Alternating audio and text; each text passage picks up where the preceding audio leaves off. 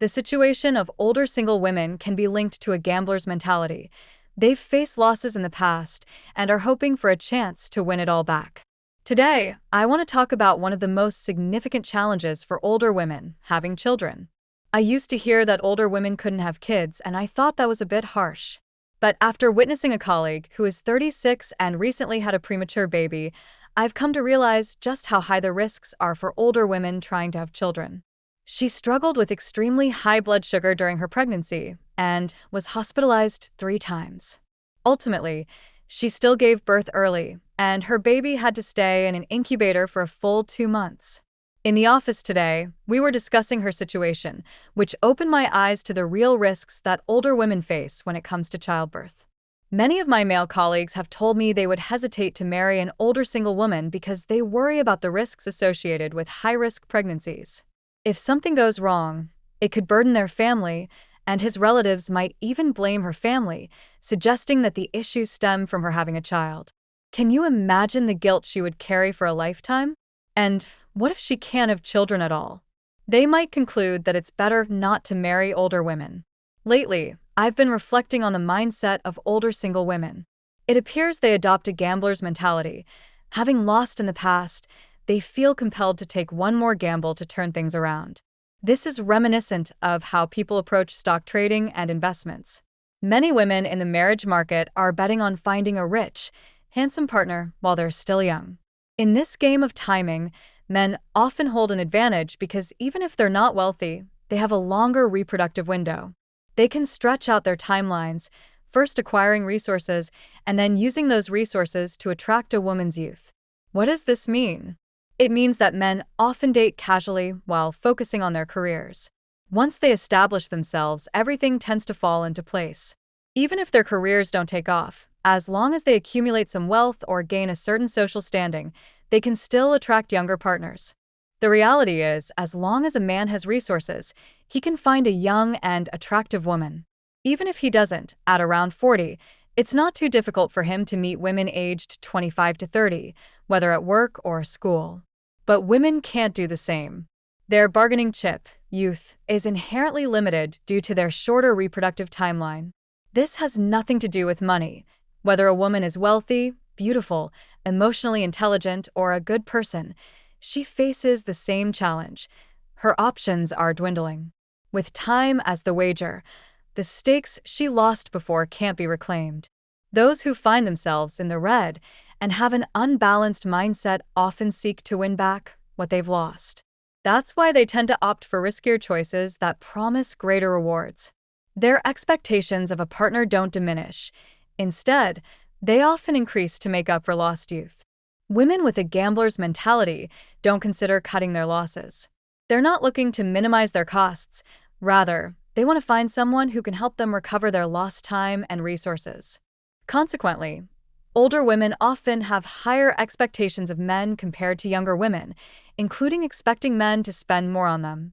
In reality, if men have the means and the opportunity, why wouldn't they choose younger partners? Marrying someone under 25 carries significantly less risk, and the expectations would likely be lower. What are your thoughts? Let's chat about this in the comments. The gambler's mentality of older single women is especially clear in the marriage market. Women in their 30s often approach blind dates with fierce determination, as if they're betting all their chips at the casino. They genuinely believe they can still win big. I can relate because I've been through that stage myself and I've gone on countless blind dates. But here's the reality. Once you hit 30, you'll start noticing that the quality of men you meet tends to decline. You might think, I'm only 30, not old. I still have a lot to offer. Why am I meeting men who seem worse and worse? However, it's important to remember that marriage is a two-way street. While you see yourself as still young, many men might think, you're already 30, a woman's prime is over and her youth is fading. You have to acknowledge that men have the right to judge based on their standards. They can choose their partners based on their own criteria, and you can do the same. But being 30 means your bargaining power is gradually slipping away. If you ask your parents how they view your situation, your mom might say, you're already 30, it's time to find someone. Your dad and other relatives probably think the same way, stressing the importance of getting married soon because they understand the risks you face in this game. Your options are becoming limited, and if this trend continues, you might find yourself developing an unbalanced mindset, essentially becoming a gambler when it comes to love. The only person around you who might share your viewpoint is likely your best friend. She might say, "What's wrong with being 30? You're still young. You have plenty of time." But if you do end up as an older single woman, can she really take responsibility for that? Instead of correcting your misconceptions, she might encourage you to keep going down the same path. Remember the saying, "Be careful of fire, theft, and your bestie." The competition among friends can often outweigh genuine friendship. You can have a lifelong partner, but friendships may not last forever. They can be quite fragile. I know you're 30, think you look great, and have a good figure. You're reluctant to settle for a partner who isn't rich, tall, and handsome. I get your frustration.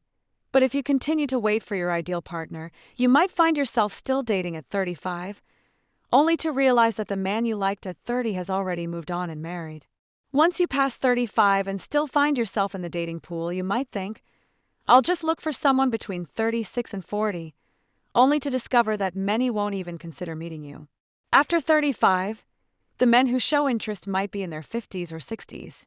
At 30, you could find unmarried men or even younger ones, but after 35, the pool shifts, and you'll likely find that the men interested in you are significantly older, possibly divorced with children, or widowed. Are you prepared to step into the role of a stepmother? Can you accept marrying a 55-year-old man?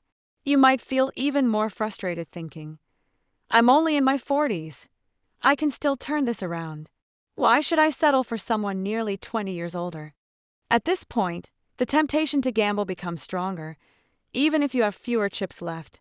The only ones who might meet your criteria could have ulterior motives. Once you're over 35 and nearing 40, you'll realize you're losing your fertility.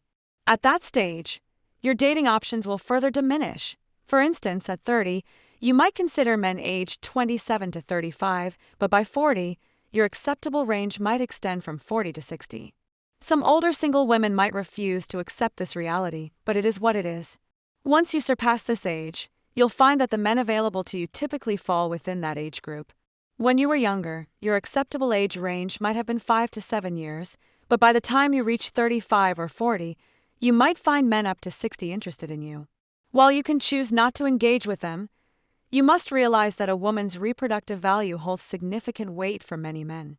Once you lose that value, only men who aren't concerned about having children will show interest, which narrows your pool of potential partners. Sometimes, we think we're being proactive, but we often find ourselves limited to choosing from just a few men who are interested in us. In hindsight, you may realize that the men you considered unsuitable at 30 might have actually been your best options.